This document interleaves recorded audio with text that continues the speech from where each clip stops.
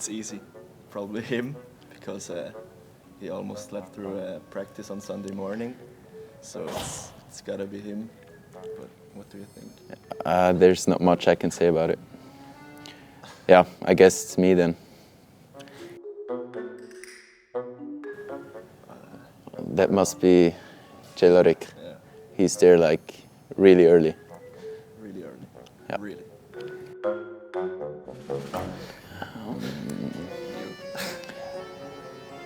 I don't call a lot of teammates usually, so He's not that much on his phone, so and he's always on silent, so he doesn't text back or answers the phone.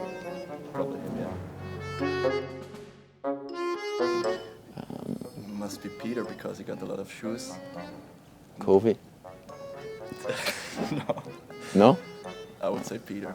Peter Cehlarik. I'd say Jan Kovacs.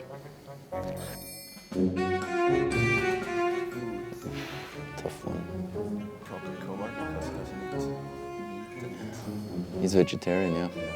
So must be Kovar. I don't know. Who cares? It's definitely not you. Me neither. Yeah. Maybe Kovacs because he's vegetarian.